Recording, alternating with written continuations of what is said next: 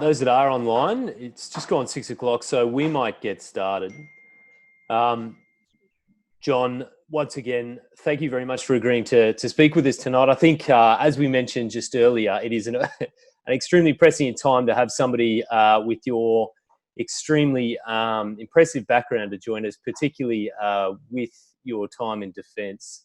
There's been a lot of significant developments in the last couple of weeks that make not only the points that you're talking to, but also your experience all the more valuable. So without further ado, John Blackburn spent more than a bit over 4 decades serving in the RAF and finished there as, well, still serving as a reservist, but served as Deputy Chief before going to reserve service in 2008. He was a fighter pilot in his early years, and also within that service commanded a multinational headquarters in Malaysia and served as head of strategic policy in the defence headquarters. As a reserve member since 2008, his service has continued through some very interesting roles, including supporting the Vice Chief of the Defence Staff in the design of a fully integrated force. He has a Master of Arts and a Master of Defence Studies, and is an officer in the Military Division of the Order of Australia. Without any further ado, John, I'll hand over to you for your presentation tonight. Thanks, Luke, and thanks to the Institute for the invitation to speak. What I want to talk about tonight is our national resilience as a country. Are there some warnings and lessons that are coming out of the COVID-19 experience that we should be paying some attention to? Now, there's a paper that I've put together that will be available through the Institute website after this. And it's the same presentation that I gave to the Joint Standing Committee of Foreign Affairs, Defence and Trade last week in their public hearings into the implications of COVID-19. So I want to talk about 4 issues. The first of this is preparedness and resilience, because the definitions are quite variable, but I'll say what I mean by this, and again, largely through a defence experience. I'll talk about where do we find ourselves today at this early stage of the pandemic? What are we seeing?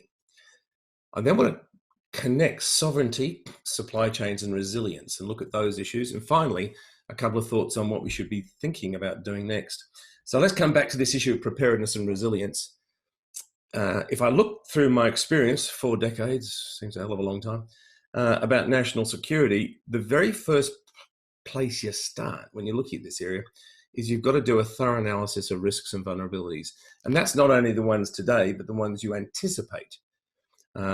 There's a huge amount of work done on that in defence and looking forward to those potential risks.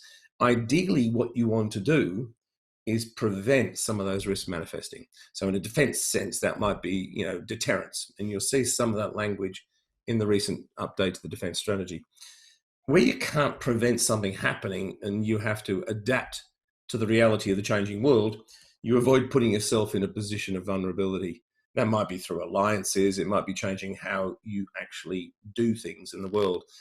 But regardless of all of that, you're going to end up in a situation where the most important thing is to prepare for those risks and vulnerabilities. Don't wait till they arrive, but prepare. Now, in the military, preparedness term was divided into 2 areas. One was readiness, with that range of scenarios and risks. What are the elements of the force, or in our case, our society, that need to be ready to react to an event should it happens? And the other important part with that, in addition to readiness, is sustainability. To make sure that you can last the distance, you can sustain that society. In our case, the civilian equivalent there is like supply chains. And I'll come back to that a bit more afterwards. So finally, that risk or threat does eventuate, and that's when you react as best you possibly can. And you adjust to the situation at the time. That totality is what I think of as preparedness.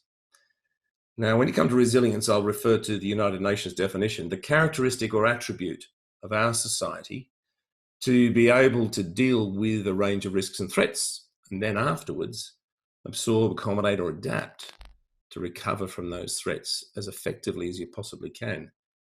Now, you can't be resilient, though, unless you're prepared. Now, we've reacted very well, I think, to the pandemic in Australia. We should be proud of that.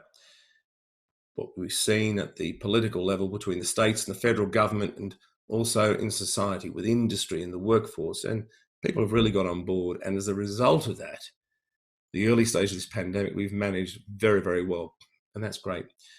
But the question I want you to think about is, were we adequately prepared for this pandemic or a range of other significant risks that could eventuate in the next decades or so? So let me move now to, I think, where we are today. I want to cover a couple of points there. Our security as a nation depends on our collective resilience. Yet Australia's ability to handle a growing range of economic, military, climate, medical threats or medical systems has actually eroded in recent times. There was an interesting report that came out from the Department of Home Affairs in 2018, and it was about profiling Australia's vulnerability. And what it said was that the nation's resilience is the result of an array of choices and decisions that have been made over generations. And the decisions that we take today will, of course, affect the future generations. They did say in that report, we need to understand that the consequences of past and present decisions have had the perverse outcome of building more vulnerability in for us. That's a pretty hard statement. That particular study was looking at natural disasters, but it said, and if you think about our experience in this last summer with the bushfires, we've actually become more vulnerable for a range of areas. Let's now switch back from looking at that and Australia alone. The coronavirus pandemic has exposed a global lack of resilience as a result of a collective failure to prepare. Collectively in the world, we have not assessed and acted on risks and vulnerabilities in the face of a rapidly changing world. Now, the Institute I chair has addressed a number of examples in reports on our website. And again, if you download the paper we've added, you'll see where some of those are. And we've looked at this lack of resilience and security in our economic, environmental, energy and infrastructure systems. Now, a couple of examples, topical right now. We import 90% of our medicine. We import 90% of our fuels. In the fuels case, that's a 50% increase in what we import in the last decade. Over 98% of all our imports and exports by volume actually depend on foreign-owned and controlled maritime trade system. Now, those elements there, if we had done a proper comprehensive risk assessment and worked out how we prepare for it, you could say, well, that was a sound decision. But we have not conducted an integrated system risk analysis for any of these areas. And in effect, what we've done is we've let our resilience and therefore our sovereignty and security to the largely foreign-owned market. And we've got to recognize that our societies and communities of people, our communities of people and institutions, they're not pieces in a global marketplace and where the drive for efficiency and lowest cost shapes all decisions. What we're seeing also around the world, and I'm not talking purely Australia here, there's an erosion of faith in and the effectiveness of international institutions. It's been under the spotlight as a result of the pandemic. However, international collaboration and engagement will need to be the hallmark of any post-pandemic operating environment. We're not going to deal with this and the economic problems in the next decade without global cooperation. We'll need to manage the pandemic. We're going to have to discover this vaccine. We're going to have to restore training systems and supply chains. And we're going to have to reinvigorate parts of Western liberal democracies and the system of alliances that underpin it. All of those areas are under significant stress. We're arguing that we shouldn't try just to go back to where we were with the pre-COVID Australia in recovery. There's some really positive aspects of our response, such as this social solidarity and the way the government's worked, that we need to continue on into the future. State, federal governments working together, industry and the workforce, because the economic challenges we're going to face in the next decade are significant. And you can only do that if we work as a team.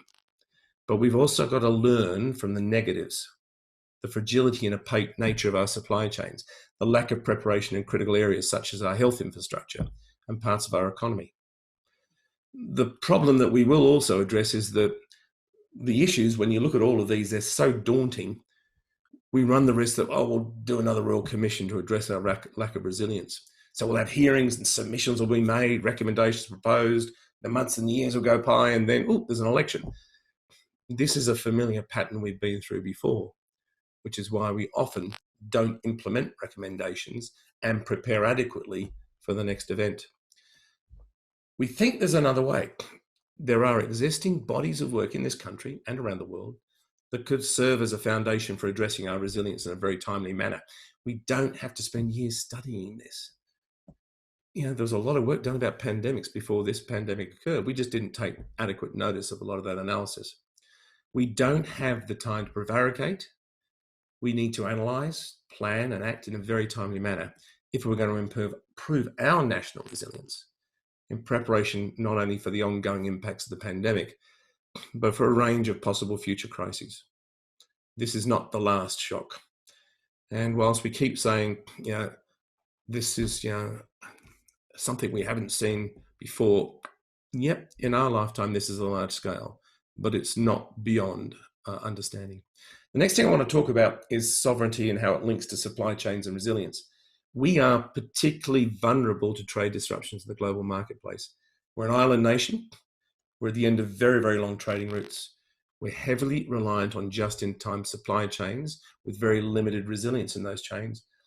And we still have a low tolerance for loss and disruption. Should any significant trade interruption occur, the flow-on effects to our economy and our society are significant. And we have seen some of those effects. As industries were shut down, particularly in China initially, and then around the world, we've seen problems in supply chains, in trading systems, and in, for example, shipping and freight systems. Now, the early days of the pandemic proved a graphic example of just how quickly social cohesion can fracture when supply chains are compromised, or in our case, they were simply perceived to be compromised. We did not have a shortage of toilet paper. That was completely an own goal.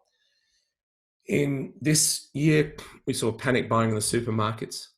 Health professionals around the country were confronted with the reality of shortages of vital personal protective equipment. Pharmacists were struggling to fulfill prescriptions. We deal with our institute extensively with the health sector. Those medical professionals, the doctors in the hospitals, the pharmacists in the hospitals, people at the front line are really concerned about growing shortages in the medicine supply chain. I can cover that a little bit more later. Now, our economic and trade interdependencies have been compounded over time. They're getting more complicated. And trying to understand how they all connected together and to manage the risk is going to be difficult. But we have to do it because the world is more complicated and we've seen some indications of the risk to us if we don't. So what we've been looking at is two themes. These sound a little simplistic, but bear with me. We think we need to design critical components of our supply chains under what we're calling a smart sovereignty model. We're not saying everything has to be done in Australia. By no way, we can't do that. The economic impact, the loss of the value of global trading systems would be unacceptable. In smart sovereignty, we're inferring not only a degree of Australian-based manufacturing capability and associated domestic supply chains, but the appropriate research and development facilities and a skilled, experienced workforce in those areas that are critical. So we're implying also Australian ownership or control over critical capabilities. We're not talking about socialism or nationalisation, but we're not saying that we're going to stick with a complete free market forever without some degree of government management, regulation or control on areas that are critical to us in a global crisis. Now, a country like Australia with a small population relative to a lot of other countries, and the economic base is good, but it's still going to be limited, will only ever have a moderate level of sovereign capabilities. We will never be self-sufficient. If you look at the United States, they're going to have a much greater degree of sovereign capability in following decades, largely in response to what you could say is a pandemic panic. They're going to try and take a lot of their manufacturing back. However, this America First model should not be the source of reassurance for us in the South Pacific. It should serve as yet another warning sign of what to come. So if you look at how some of the medical supply chains being bought up by the Americans, if you see some of the deals that were being done effectively to hijack some of the medical equipment supplies when they're in the shortest of supply, it looks like it's every man for themselves when the crisis gets to this stage. We have to understand that that's what can happen and work out how we're going to deal with it. Now, working out what that appropriate level of sovereign capability is going to be a complex task. We need more than we have today in key infrastructure and supply chains, given, for example, that 90% import dependency I said before. The other thing in this sovereign capabilities, we've got to make sure it's going to improve our resilience and not just left to market forces. We're going to see a lot of investment to try and get jobs and keep the economy going. But because we haven't prepared and thought this through, are we likely to invest in infrastructure that actually has got no real link to our resilience? It might be economically beneficial. Are there areas that we could improve our resilience whilst investing in our economy and for the jobs and for economic stability? That's an important question. In the paper that will be available, there's a couple of annexes in there that talk about our vulnerabilities and give examples of pharmaceutical import dependencies and the fuel supply issues. Now, in our view, when we're talking this smart sovereignty piece, the complement to that is trusted supply chains. And you may have noticed the Prime Minister using that language about 2 weeks ago in the Parliament. Where we depend upon global trade imports, which we will, we have to have a diverse and transparent supply chains and the ability to verify them. So where something is critical to our society and it's supplied from overseas, we better make sure it's transparent and verifiable. What is evident from this pandemic crisis is that the massive global outsourcing and dependence upon China for many pharmaceutical ingredients, medicines, and essential supplies gave us some interesting problems early on for the whole world. Pretty hard to say it's a trusted supply chain because it is not transparent or verifiable. Australia does not have a clear model or understanding of what our medicine supply chains are. We know that we get 20-something% of our medicines from the US and 57% from the EU. In turn, they get huge import dependencies on India and China. And the US has even admitted they don't understand their medicine supply chain. So the country from which we import 21% of our medicines doesn't understand its supply chain, and therefore we don't. Now, this issue of resilience is going to have to be addressed by individuals and families, communities, business, and all levels of government. It's about being better prepared and having the ability and the will to act collaboratively when necessary, when a problem strikes. And we've got to make sure that resilience is not perceived as an inconvenience that gets in the way of living, because aspects of this will cost us more than going for the lowest cost imports. But the lowest cost imports in a crisis can give us a fragility which comes at a very high price. Resilience is an inherent, essential part of living in this modern world. So where to now? I'm going to quote Senator Jim Molan. When the defence strategy came out, I think last week, he wrote an opinion piece that was in the Australian. And this is what the Senator said. The first step is to take a strategic view, to develop not just a disembodied defence strategy or a cyber strategy or a fuel strategy or policy on manufacturing. These are all second order issues. To prepare Australia for what is coming, with the hope of deterring conflict, the government must start with a national security strategy. And this is a theme that Jim's been pushing for at least the last year and a half.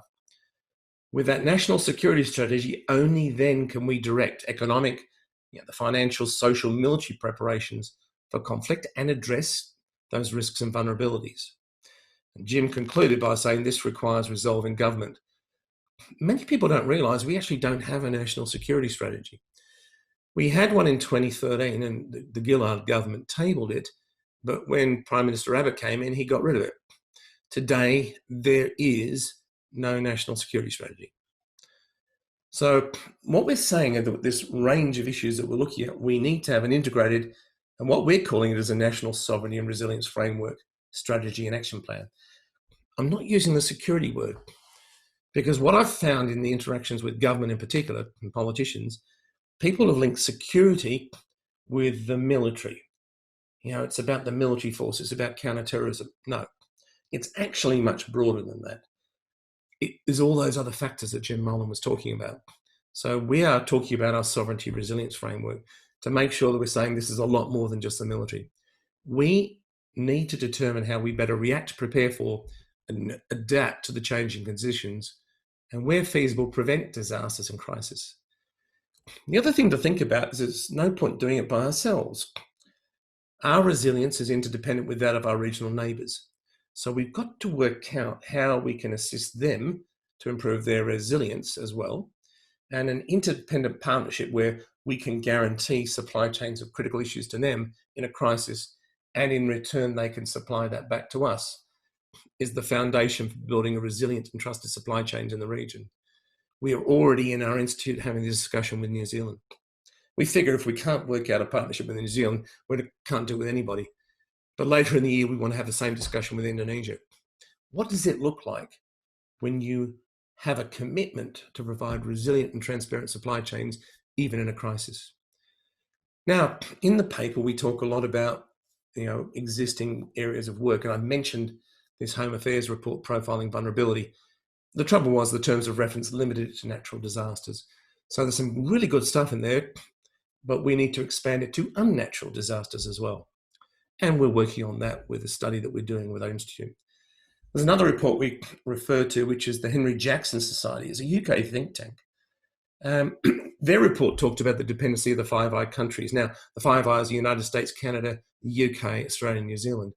And they looked at our dependency on imports from China, with Australia being the most dependent. And they talked about what the implications were for our resilience as a country. We're not focusing on the China piece here. With our institute, we're saying we should look at all of our supply chains and our dependencies and see how resilient they could be in a crisis. But it's worthwhile issues where they talk about having to identify strategic industries, communications, energy, healthcare, transportation, and critical technologies that you have to ensure you have a defined capability within your own country that you can control. Now, supply chain fragilities and the need for this capability are now topics being discussed at all levels of society and in the media. And I think this is a real positive indicator that possibly the necessary political, policy, structural, and cultural change could occur to deliver Australia a greater level of resilience and thus enhance our national security. So with our institute, we're doing a national resilience project. We're teaming up with another institute in Sydney called Global Access Partners. And what we're trying to do is make a constructive contribution to the conversation we're going to have in Australia. When we come towards the back end of the pandemic crisis, the health part of it, we're going to have a huge challenge of building a new generation economy, more resilient social systems, societal systems, improved sovereignty and security, and that is going to be difficult. So the themes are, as I've mentioned before, we've got to do a comprehensive risk and vulnerability analysis. If you don't have that, every action is really stovepiped piecemeal. We need to know what sovereign capabilities, knowledge, and skills we must have self-reliance in times of crisis. We need to identify which supply chains are so critical they have to be trusted. And then, of course, if it's T-shirts and other things like that, those supply chains are not as critical. So if we can develop this national sovereignty resilience framework and strategy and plan, that will be the next step after we look at the risks. To implement the plan, we've got to keep behaving in that team or collaborative way that we've seen so far and how we've reacted. We've got to keep that way of behaving going forward. One of the key things out of the military, the two themes that lie behind Plan Jericho, which is the Air Force 5th generation plan that I was working on. The first is situational awareness. You've got to have that shared understanding of what the situation is or the risks. The second thing, and the other major theme in that whole plan, was the ability for the military to operate as an integrated team. So if you have a best understanding you have of what's going on, and then you're prepared to work as a team, that's the best recipe for success. We need to adapt that to all parts of our society in Australia. It's going to be a difficult conversation as we come out of lockdowns and start to look at rebuilding, but we're going to have to face reality. The question is, what can we all do, whether you're an industry or business? You need to have a look at your resilience and ask, is it just the lowest cost you're looking for? And do you understand the price of that in a crisis? It's going to be a significant challenge for our political system, but all of us, all Australians, need to insist that our politicians take this path, because if they don't, we're going to keep running into crises in the future, and react as best we can. We'll be far better off if we're prepared. So with that, I'm happy back to you, Luke, for a discussion. That was excellent. Thank you, John. Look, to start off with, anybody, if you do have any questions, please, there's a Q&A button at the bottom of the screen. If you haven't already there, you should be able to hover your mouse over the video conference window, click on that Q&A button there, which should give you the ability to send through a question. Please do. So we've already got one in the audience. But John, I thought I'd start off with one that looks at, you mentioned the implications that COVID has on our understanding or acceptance of the risk that sits here. To what extent do you think this has been the catalyst that was required for particularly democratic countries to be able to take action on this when politics quite often get in the way of something like this that is ultimately a policy agenda that protects well beyond an election cycle? Sadly, in one way, the assumption we made is until we had a crisis, you couldn't address these larger issues because people were comfortable doing the way business was. And so it's been, thankfully, to date, we've managed it so well. But without a crisis like this, it's very hard to change the conversation. People just go away, stop bothering me, things are working well. We've had 30 years of continuous economic growth. It's all looking good. And so I think in some ways, because of that, the risk of that is that we've all got a bit complacent. And so this crisis has triggered the opportunity to have a different conversation.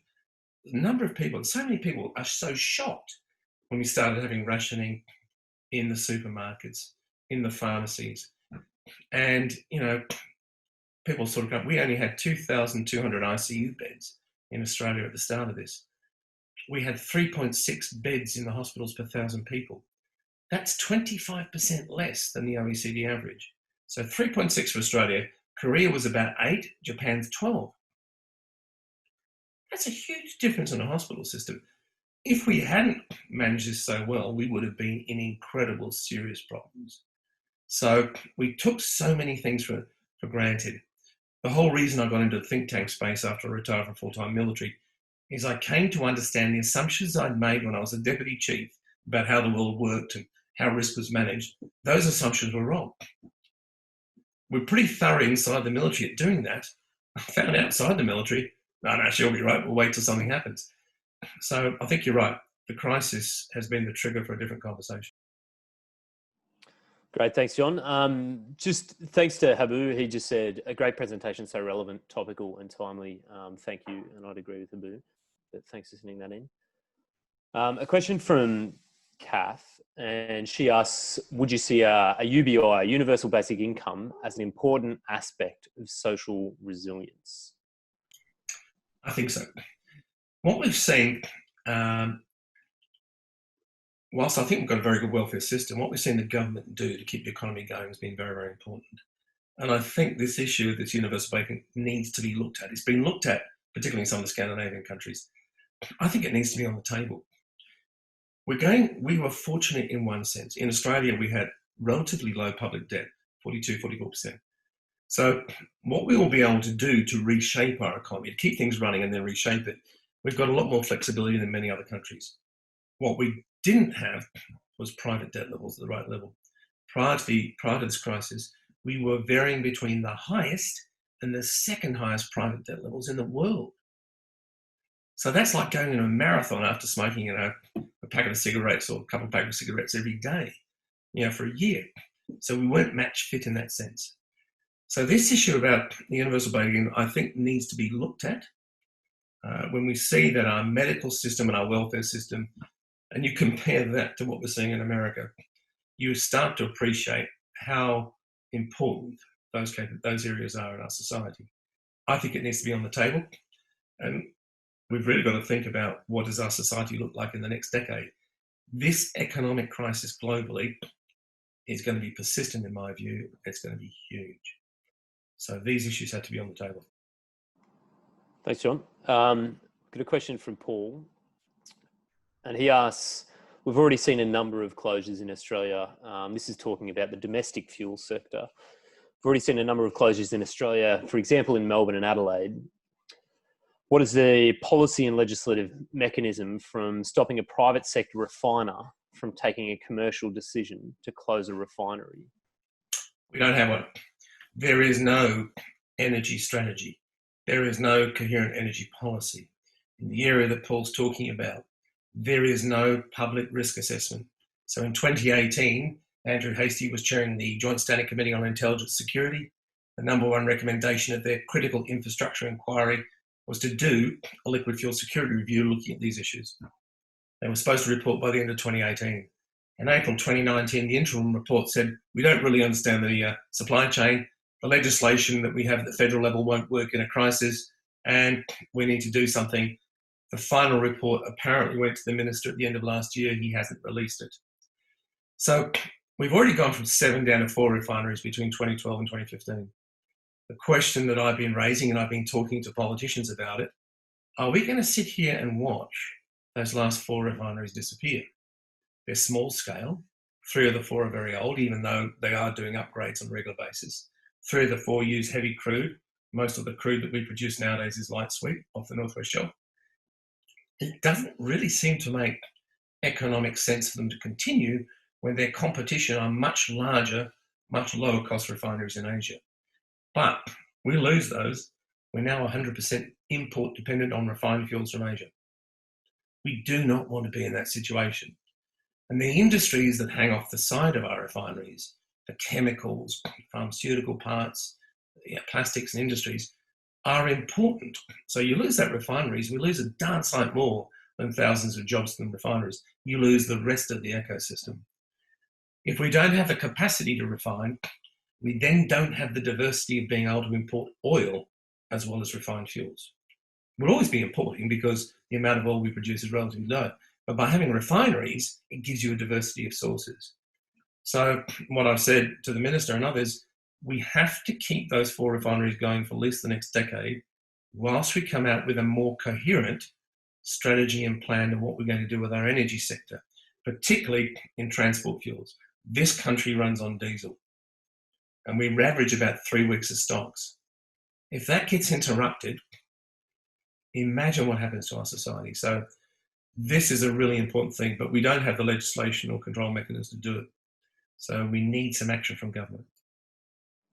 And I'm guessing the federal government's brief foray into oil trading when oil prices dropped significantly recently with a single purchase of $100 million doesn't quite answer that. No, I think, in my view, that was an opportunistic thing with the prices, but I don't believe we're going to see rapid oil prices. But buying 3 days of Australia's consumption to put it in a cabin in America is an issue that might start to address some of the IEA's concerns that we're the only IEA member country that doesn't comply with our stockholding needs. But it does zero, absolutely zero, for our domestic energy security. The IEA stockholdings are about releasing oil in a time of crisis for pricing issues.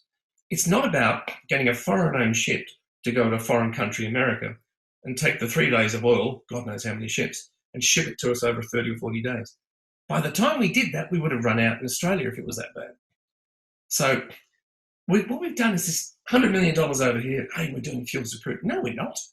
There's no strategy or plan. Put the risk analysis out and show us the reasons we're doing it. In my view, it's a political stunt. John, there's been a lot of comments come in, and there's also been a number of people that first of all start off mentioning how great the presentation was. Bernadette included here. Bernadette asks, mentions first of all, we need to amplify this message on national resilience during this fragile window of opportunity. How can this be done in a largely monopoly Australian media landscape? There's ways. The ABC has been very good in getting all this message out. There's a whole lot of media in the defence sector, security sector. There's a lot of podcasts. I'm doing 3 interviews this week. So community radio, talkback radios in each of the cities, they're really interested in it. So, there's parts of the media I won't go and be involved with, but there's sufficient media out there to get the message out, because we've seen with the fuel security bit, the narrative, the language has changed. It's taken a number of years. But events like this, 60 people participate, 62 people participating now. If they have conversations with, for another 5 people, there's a few hundred. It's the network of getting the message out that's the important one. So, we do have problems with part of our monopoly on the media here, but even those parts on the fuel security side have been highlighting the issue. And as a member of the media, I'd also mention, I think there's been a few other events also that have brought this into a national limelight. You know, it's not only COVID that brings it in, but I think also the American government has brought it in on a couple of occasions by doing those things that probably ultimately are damaging to international cooperation, but it raises the question. Now, we've had a good relationship with Phil Curry. Right. He's published a few things on AFR of what we're doing, particularly on the medical supply chain. Okay, So, brilliant. And again, what we do is we try to target professional journalists, if I can put it that way. So if someone is serious about it, they're trying to do a balanced view, then we just engage with them, and it's good. This follows on from that to some extent. But look, I think the first one is, will this cost be politically palatable? And if so, do you have a view on where best this cost should be borne? Okay, if I'd said to you 6 months ago, this government's going to spend hundreds of billions of dollars chucking it around the economy and going to have $1 trillion debt, no way, it'd never happen. That's the first point. Secondly, on the fuel security, the example I've been using for years is what Finland does. They charge 2 cents a litre like an excise. And that does fuel stocks, it does food stocks, particularly grains, and does medicine stocks. And when I've done talkback radio and talked to community groups, said, if I was to say to you for 2 cents a litre, we could make our fuel supply chain a little bit more resilient, less open to shocks. What do you reckon? And it's interesting, particularly if you talk to people in Sydney, they'd say if you drive across Sydney, you can see 6-8 cents a litre variation in price, before this whole collapse recently. I said, no, if it's making ourselves more resilient, that makes a lot of sense. But when I said it to minister levels and senior politicians from all sides of politics, no, I couldn't possibly go to the public and say it'll cost you 2 cents a litre. So the important thing is here, I'm not worried about the politicians are saying today. Let's have the conversation with the Australian people and say, we have to do this. Do you want to have that sense of raw fear when you go down a shop and you can't find a toilet roll? As I said, that was our own goal, but just remember what you felt like. You can't go to the chemist and get some stuff. We've got hundreds of medicines we're short of right now that are on a website that most people don't look at. It's the TGA. We need to invest in our resilience. We're prepared to put, $35, $40 billion a year into defence, and that's like an insurance policy. We need to put some money into the rest of society to give us resilience there. And I think if we have that conversation with Australians, treat them like adults rather than just doing PR stuff onto them, then I reckon we'll have a majority of people say, that makes sense, let's do it. Let's buy Australian, let's put a bit of stuff into resilience. Look, Alan starts off with great presentation as always, John. He asks, what are your observations about the level of cross-agency integration within the Australian government, both at a state and federal level? And then secondly, what suggestions do you have to improve cross-portfolio coordination?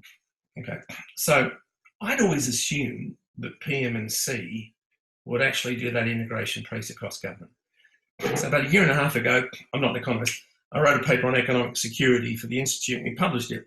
And I had this phone call from PM&C, could you come and see us?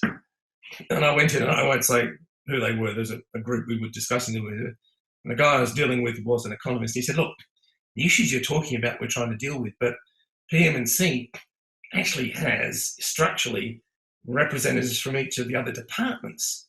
And in effect, the integration can only happen at the secretary level. And of course, they're all focused on the near-term politics. So when I think about it, the interagency working groups that I've had experience in the past work well. So when there's a crisis or something happening, they go on and they coordinate. And I've seen this many times over my military career. So the interagency with the bureaucracy, I think, is effective in reaction. The trouble is, our government works on an industrial business model. We take everything and we break it into stovepipes. So you've got a minister for this and a minister for that, and oops, someone else needs to be rewarded, an assistant minister for this. And then the departments sit underneath them. They don't look at a complex system integration level. It doesn't happen. And that's the result of the way we built it. When I go and look at the universities, the depth of expertise is amazing, but it's just a stovepipe. There are some areas like the Energy Change Institute trying to look across the areas, but we have amazingly deep expertise, but little expertise looking at that complex interaction. The challenge then comes when a minister says, I've got all these bloody generalists in the hierarchy of the bureaucracy, I want specialist advice. Well, actually, you need both. But the problem really comes back to the political system. We have ministers with narrow responsibilities who, frankly, in many cases, don't understand the complexity of interactive systems. So what do you do about improving this? I don't think you'll get an in-depth, realistic vulnerability analysis coming from within government, because if you do, you have to admit there's a risk or vulnerability, and the first thing the media will do is, why haven't you fixed it? Well, the reason we haven't fixed it is the world's a bloody complicated place, and it's getting more so. And we've got a lot of things that we haven't fixed. Some things you can't fix, you've got to live with. But it's very hard, I think, for a politician to stand up. Just listen to insiders when you get someone there hit with a hard question. They do a 45-degree right and start prattling the lines. What we think is going to happen is a group or range of areas outside of government doing, in essence, what we're trying to do on a very small scale with our institute. We have no political alignment. We're not beholden to a whole range of sponsors. We just say what we think. And our study has over 120 people involved in it, very experienced people from around Australia, all pro bono. So we need more of that discussion, because the bureaucracy is trapped within the political structure. And I don't for a second blame the bureaucrats inside the organisation. There are a lot of really expert, dedicated people in there, some of who don't get listened to by their ministers. This thing about, I don't want the bureaucracy to give me policy options, just give me information, was one of the dumbest things I've heard our politicians say.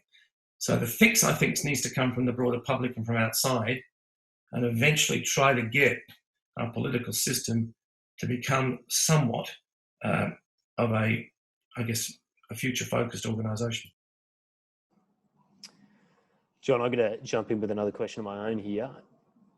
To what extent do you think, or have you incorporated concerns about the possibility of theoretical adversaries using this against us, knowing that this is the case, and therefore using that against us, particularly those that may not have democratic systems and therefore suffer from the same inability to take long-term planning decisions?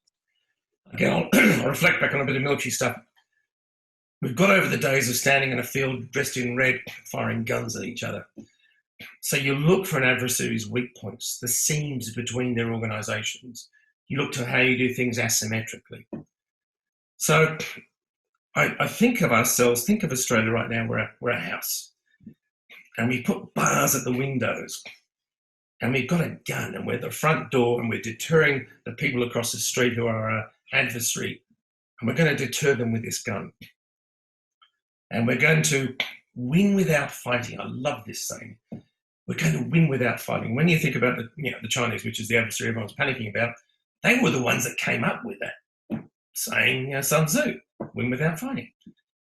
I've written an article we published in the US saying, I think we're going to lose without fighting because we're not being smart about this. So with the latest defence strategy, we're going to get 200 cruise missiles, which is just a longer range harpoon, it's a bit better.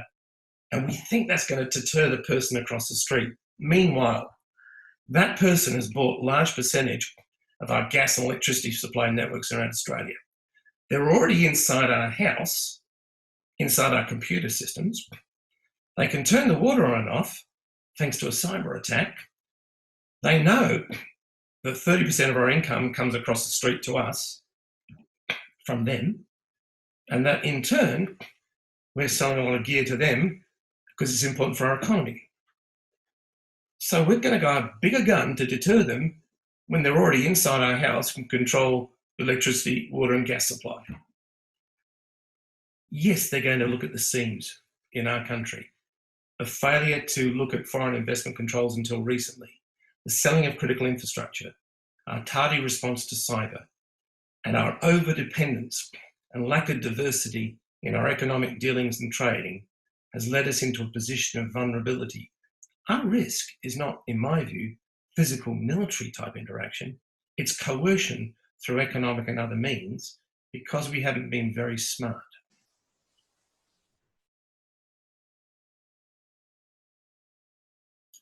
I think you're on mute, Luke, possibly.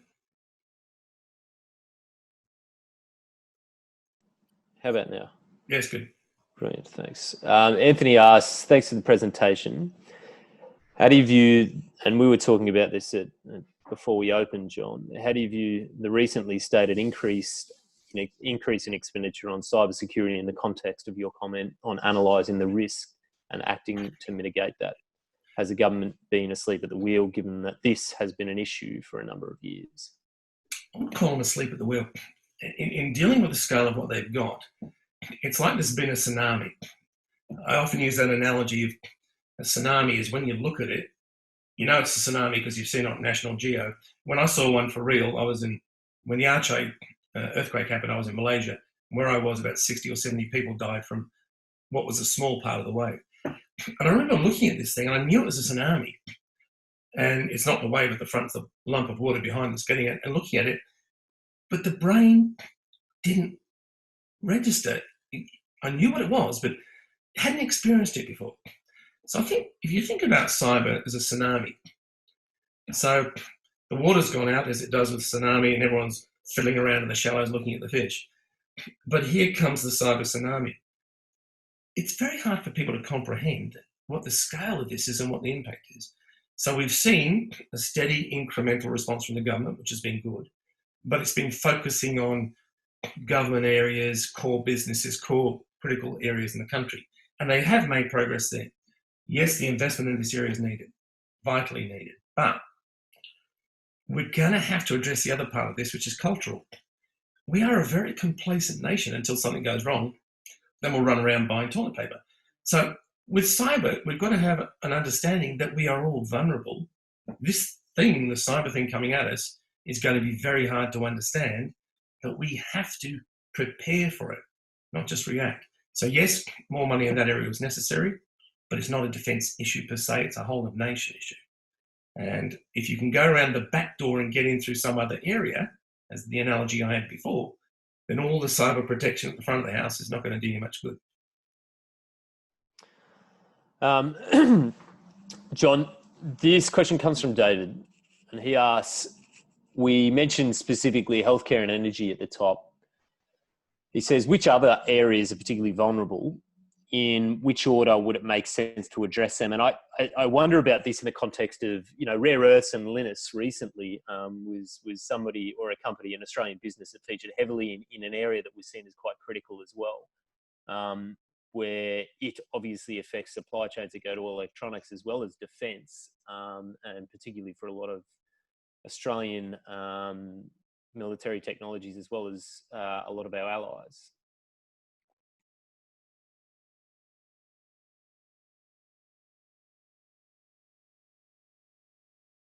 John, I think you're still on mute. You're on mute. I'm on mute. Okay. Okay. Yeah, you're on top. Yep. So far away. To come back on that, let's use the Henry Jackson report. I mean, there's a lot of things looking at our overall infrastructure priorities, but they talked about, where is it here? Communications, energy, healthcare, transportation, water. And then what they said is the key technologies included artificial intelligence, autonomous robotics, computing hardware, cryptographic technologies, materials, manufacturing science, nanotechnologies, networking and data communication, quantum technology, and synthetic biology. So how do we prioritize this? Because this is what I said, this is such a huge, daunting area. What do you do? You've got to start with what's the risk and vulnerability, both a natural cause disaster and a not natural where someone's doing this to you, or pandemics that's happened. What are the societal functions that must continue so you don't get a major collapse of your society whilst you deal with the crisis? Then you look in these areas and some of those pop out pretty obviously there. Particularly if it was a large-scale cyber impact, what happens to your water supplies, your electricity supplies, all this other stuff, and transport's critical. And then you're going to have to do the hard thing of prioritising it.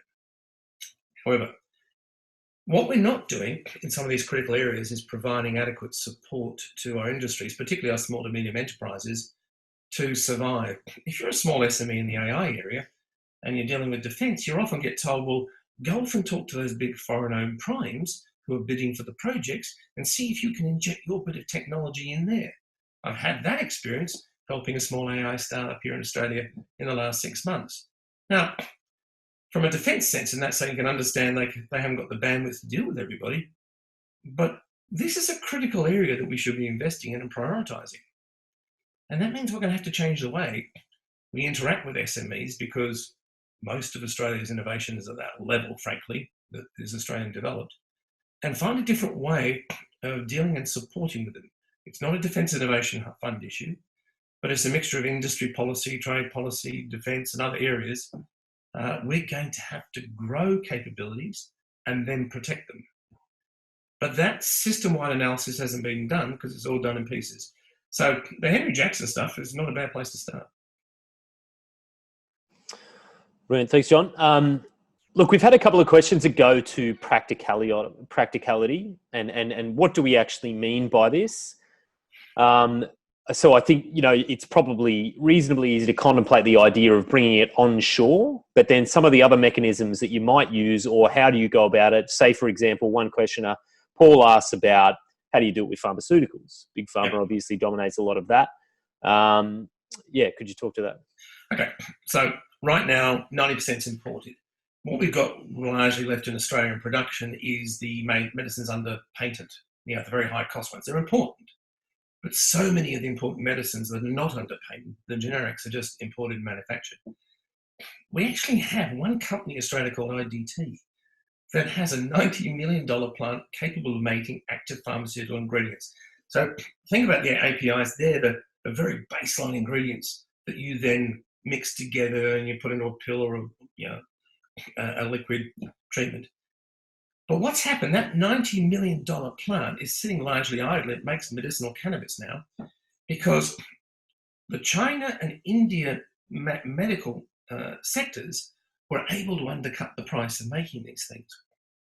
So they stopped making them in Australia and they're made overseas. Some cases, the APIs are made in one location in the world. A couple of years ago, when one of those factories blew up, there went the whole world's supply for a while. So we need to have a proportion of this to identify the critical medicines that we should have a capacity to have here. Yes, we'll still be importing, no doubt. But right now, we've congratulated ourselves from going from 2,200 ICU beds to having 4,500 ventilators. And we're talking about going to 7,000 ventilators. Great. However, if to use a ventilator, according to the medical people I deal with, and when they intubate you, put the tube right down, not just the additional pressure ones, they need 3 critical drugs. It's almost like puts you in a coma. Those 3 critical drugs, I understand, need to be imported. A study done by the Therapeutic Goods Administration in the last month or so identified that if we could get 25% more of those 3 drugs than we normally get, then in addition to the surgery, which they're used for, we'd be able to treat 200 COVID patients in a month. So what are we going to do with the 7,000 ventilators? If a 25% increase in the drugs from last year in a market where you can't guarantee they're going to be delivered because this is a demand around the world, we've now gone to 4,500 to 7,000 ventilators, only some of which would be for full intubation, but we haven't got the drugs. So wouldn't you think that if ventilators are an important thing, we make sure that we eventually build the medicine supply to allow you to use the equipment? Here's another one. We produce about 30% of 4 types of opium products, medicinal opium products in the world. The ingredients get shipped overseas. They then get processed, stuck into some vials or whatever, particularly when they're liquid, and then shipped back to us. These are really important for hospital treatments and a whole bunch of other medicinal treatments. We actually produce the ingredient, but it's cheaper to send it overseas, process, package, and send back. Surely we could have a percentage of that done in Australia to guarantee a supply when shipping. Air freight's just about disappeared with what's happened around the world. We don't think about it. So, yes, I'm not talking 100%, but let's identify the 100 critical medicines that we must have in this country for most of our health issues. And yes, we can produce vaccines here. The scale is an issue. But we need to produce the medicines we all use every day and take for granted. So we're dealing with pharmaceutical production people and pharmacists on this issue right now in the Institute. There is a way to do it, but this will take time to get there. This one's quite topical given what Victoria announced today and the border closures take effect between New South Wales and Victoria today. But this basically goes to Federation, whether or not it could be an internal as well as a supranational issue. Susan asks, with recent interstate tensions about border closures, do you think there is a need to speak about resilience and security on a state level to avoid interstate conflict, especially when we consider potential supply chain disruptions? Oh, absolutely. The only way we're going to deal with the complexity of the problems that we're going to face in the future is for state and federal government cooperation. And I think the Prime Minister's action to create that National Cabinet was great. Could have been nice to have the opposition leader, just sitting in the back of the room, I guess. But that was a really important step, and he's going to keep it going. When we're looking at our resilience work, a lot of these issues and responses, particularly natural disasters, are run by the states. So it can't be just a federal issue. It has to be state and federal. But then a lot of the mechanisms to deal with this are industry-based. So it is going to have to be, one of the streams that we're looking at in our resilience study is politics, governance, and the federation model. Is that fit for purpose as it currently is now to deal with the complexity that we're seeing today and the greater complexity we can anticipate in the future? Great federation, but let's have a little think about how we tune it up. As long as we can have a learned degree of trust between federal and state levels, there's the problem. But we're going to have to do it because we've got an outdated system that was done for very good reasons, but the world's changed. So yes, we have to address that area. Brilliant. Thanks, John. That takes us pretty close to 7 o'clock. So I think we will wind up there. But John, to start off with, on behalf of AIIA and all our members, we really appreciate you taking the time to speak to us today. Looking at the responses here, it's been a pretty unanimous support for what was a great presentation and highly topical, like we mentioned at the top of the show. So once again, thank you very much, and hopefully we see you back at AIIA in the not too distant future. Thanks, Luke. Thanks for the invitation, and thanks to all the participants for hooking in tonight. Much appreciated the questions. Wonderful. Good on you, John. Thanks. And thanks to all the attendees. We will wrap it up there. Thanks for coming along, and I hope to see you at the next event. Cheers.